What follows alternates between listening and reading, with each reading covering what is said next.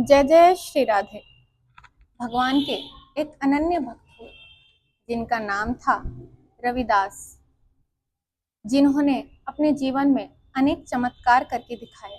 उसमें से एक चमत्कार ये भी है कि जब उनका जन्म हुआ तो उनकी माता के पास एक स्त्री खड़ी थी जिनकी आंखों में रोशनी नहीं थी, परंतु उनके जन्म के समय हुए प्रकाश से उनकी आंखों में रोशनी आ गई। संत रविदास जी जाति से शूद्र थे और जूते बनाने का कार्य करते थे अपनी आजीविका चलाने के लिए, और उन्हीं पैसों से वह संतों की सेवा कर दिया करते थे।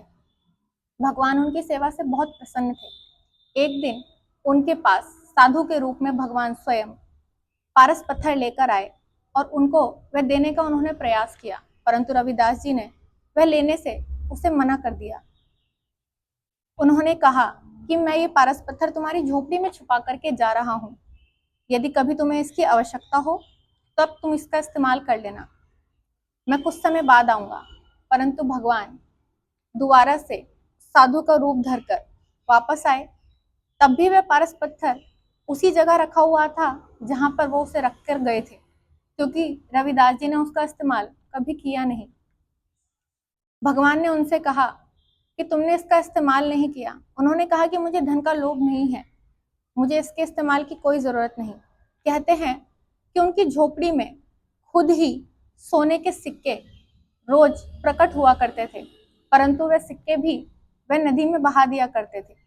एक दिन भगवान उनके सपने में आए और उनसे कहा कि मैं जानता हूँ कि तुम्हें धन का कोई लोभ नहीं है, लेकिन मैं ये चाहता हूँ कि तुम इन सिक्कों का इस्तेमाल करके संतों की सेवा किया करो। तब रविदास जी ने उनकी ये बात मान ली और वह संतों की सेवा और भी मन से करने लगे। कुछ समय बाद उनके पास एक ब्राह्मण आए और उन्होंने कहा कि मुझे एक जूते बनाकर दो, मैं गंगा स्नान के लिए जा रहा हूँ। उन्होंने बिना पैसे लिए उन्हें जूते बनाकर दे दिए। उन्होंने कहा कि जब आप गंगा जी जाएं तो मैं आपको ये 2 सिक्के दे रहा हूँ, मेरी तरफ से ये 2 सिक्के गंगा में चढ़ा दीजिएगा। उस ब्राह्मण ने वह सिक्के ले लिए और वह गंगा जी चला गया।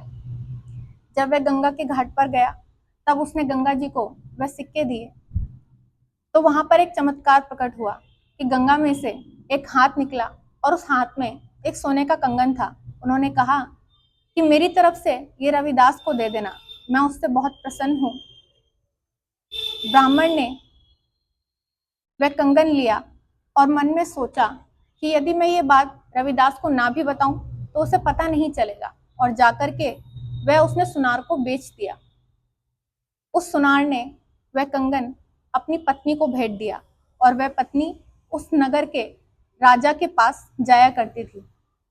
वहां पर वो उस रानी से मिली और रानी ने उस कंगन को पसंद किया।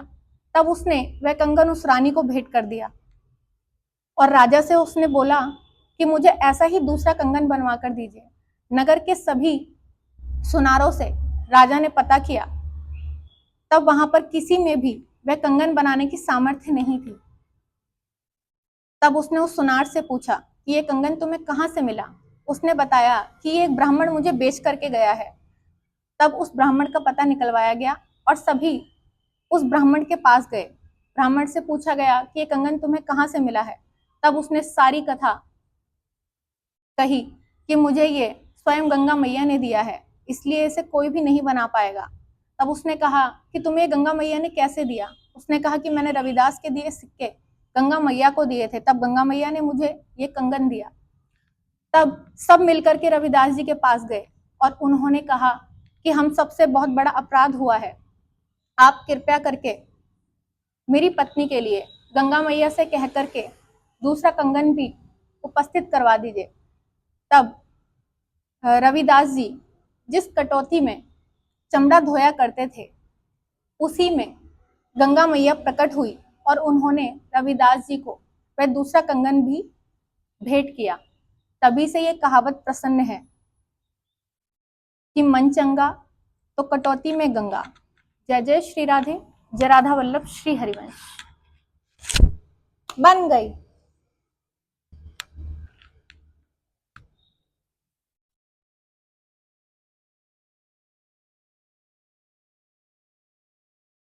राधे।